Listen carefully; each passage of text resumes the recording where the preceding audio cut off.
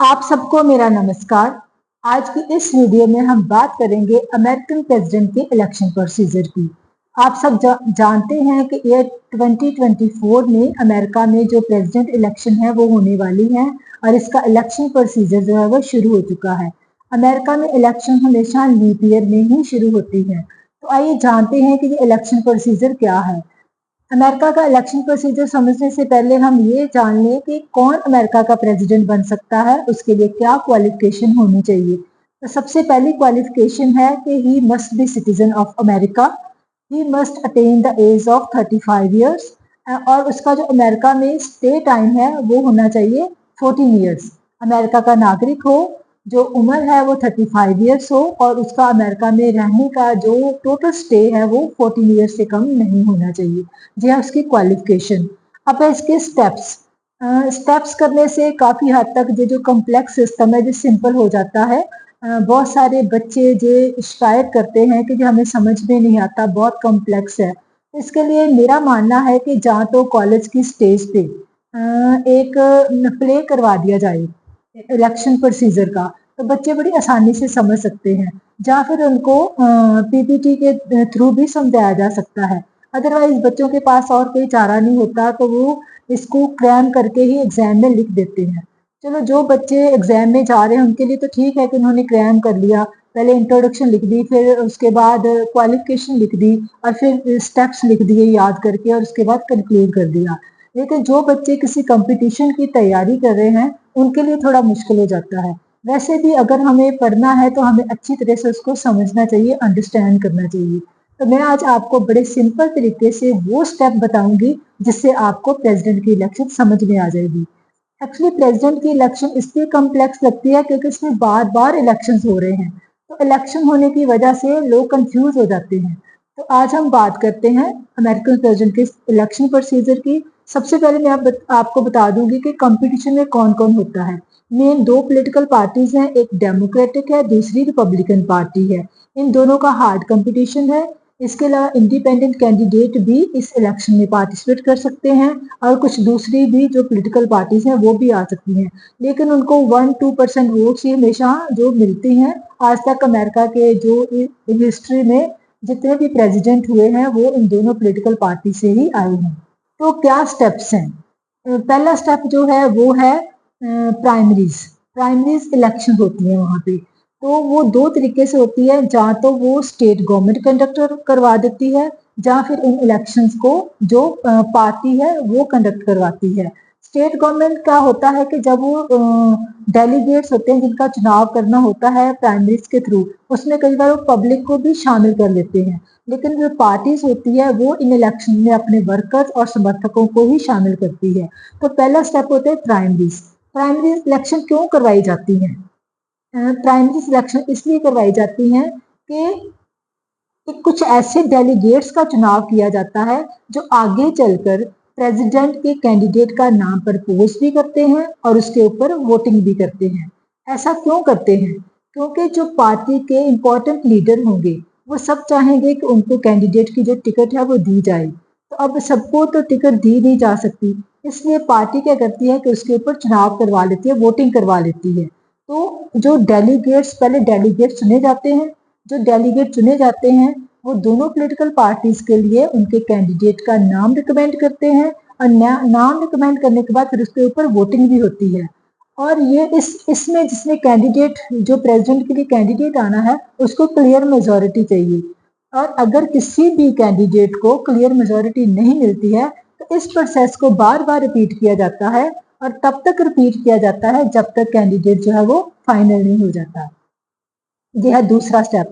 और ये सारा कुछ कहाँ किया जाता है? एक नेशनल कन्वेंशन में।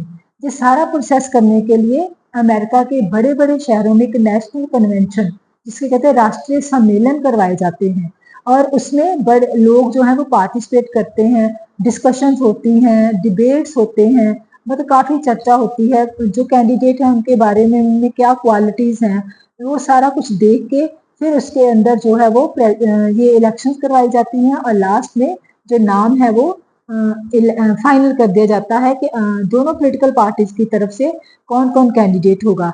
एक पार्टी जुलाई में कर लेती है तो दूसरी जो है वो अगस्त के मंथ में कर लेती है। इस टाइम 2024 में ये प्रोसीजर जो है वो कंप्लीट हो चुका है। तो प्राइमरीज के बाद हो गया नेशनल कन्वेंशन, और जब नेशनल कन्वेंशन का काम खत्म हो जाता है तो उसके बाद शुरू होता है इलेक्शन कैंपेन। इलेक्शन कैंपेन के बारे में आप बहुत अच्छी तरह से जानते हैं, आपके देश में भी चुनाव प्रचार होता है, रिसेंट इलेक्शन हुई है, तो कितना वहाँ पे मतलब शोर शराबा होता है, रैलियां होती हैं, कितना पैसा खर्च होता है एडवर्टीजमेंट्स के ऊपर।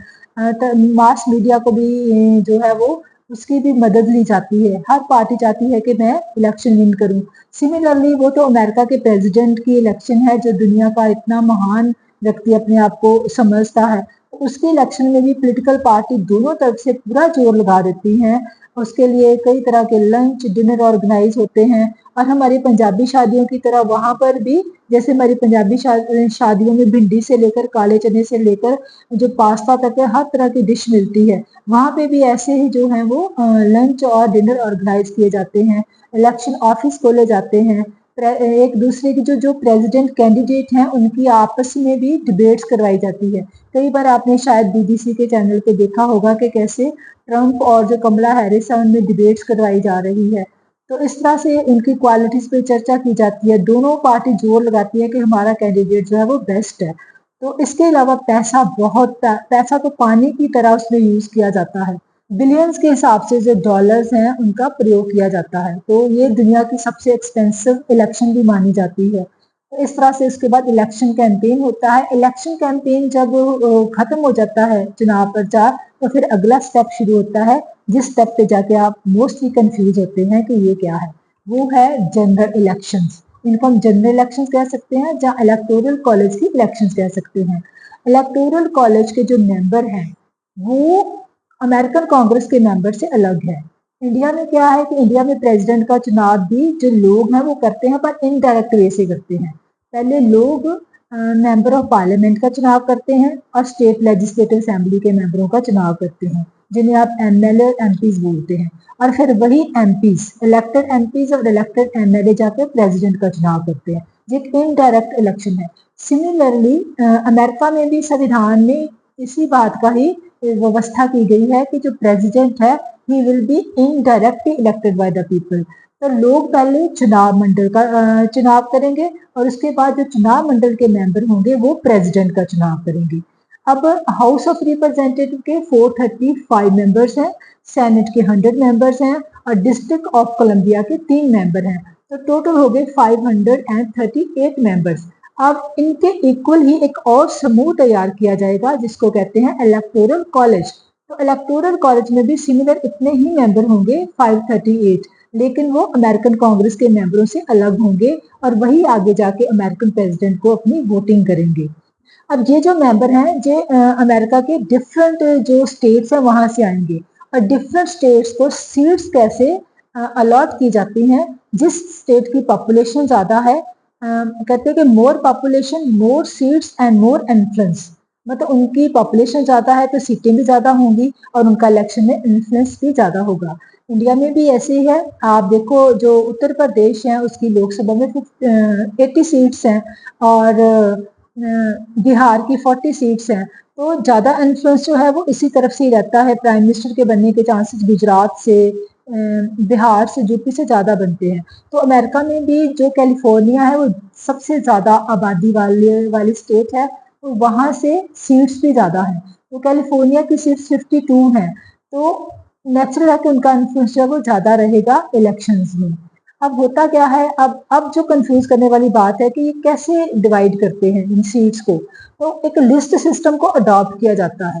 लिस्ट सिस्टम का मतलब है कि जो अमेरिका के नागरिक हैं, ठीक है, जब इलेक्शन होगी, इलेक्शन किस दिन होती है, इलेक्शन होती है नवंबर में, और नवंबर में उन्होंने एक पर्टिकुलर डेट रखी हुई है, मतलब डेट नहीं है, उन्होंने डे रखा हुआ है ताकि बीच में कोई हॉलीडे ना आए, कोई ऑफ ना आए। तो क्या करते हैं, नवंबर के जो पहले मंडे के बाद ट्यूसडे आता है उस दिन वो इलेक्शन करवाई जाती है, और पूरे अमेरिका में उस दिन जो है हॉलीडे का ऐलान कर दिया जाता है, और 18 साल का नागरिक जो है वो इलेक्टोरल कॉलेज के मेंबर्स को अपनी वोट देता है।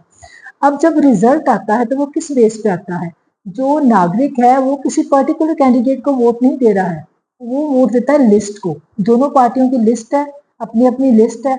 जैसे कि हमने कैलिफोर्निया की बात की है, अगर रिपब्लिकन पार्टी को 52 में से 12 सीट्स मिलती हैं और डेमोक्रेट्स को 40 मिलती हैं, इस हिसाब से 40 सीट्स जो हैं वो किसके अकाउंट में जाएगी, डेमोक्रेट्स के, और 12 जाएंगी रिपब्लिकन के, अगर हम इंडिया का सिस्टम देखें। लेकिन वहां पे ऐसा नहीं है, वहां पे एक बहुत इंपॉर्टेंट सेइंग है कि विनर्स टेक ऑल। जो जो विन करा, विन कौन करा इसमें, डेमोक्रेट्स, क्योंकि उनको 40 सीट्स मिली है। तो जो 12 सीट्स रिपब्लिकन को मिली है वो भी उन्हीं के खाते में चली जाएंगी। जिसको ज्यादा वो सीट्स मिली हैं, 52 की 52 सीट्स उसी के खाते में चली जाएंगी। इस तरह से वहां पे जो सिस्टम है उसको स्टैब्लिश किया गया, जो आपको कंफ्यूज करता है। और आई होप कि आपको ये समझ आ गया होगा। दिसंबर के महीने में प्रेसिडेंट का जो चुनाव करवाया जाता है, जिसमें एक दिन फिक्स किया हुआ है, ना कि डेट।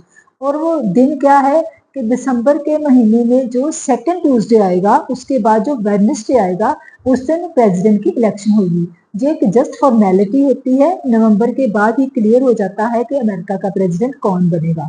तो उसके बाद इलेक्शन होने के बाद प्रेसिडेंट की ये सारी जितनी भी बॉक्सेस हैं वो वाशिंगटन डीसी में सेंड कर दिए जाते हैं। वहां पे जाके सबकी प्रेजेंस में उनको खोला जाता है, और जिस व्यक्ति को, जिस कैंडिडेट को क्लियर मेजोरिटी मिलती है, क्लियर मेजोरिटी 538 में से है 270, जिसको 270 सीट्स मिलेंगी, he will be the next president of America, and after that he will live in the White House and he will take oath on 20th January। 20th जनवरी के बाद वो अमेरिका का नया प्रेसिडेंट बन जाएगा। तो इसमें ये है अमेरिकन प्रेसिडेंट का इलेक्शन प्रोसीजर। इसके अलावा कुछ ऐसे कॉन्सेप्ट हैं जो शायद आपको ना पता हो, मैं आपको बता देती हूँ।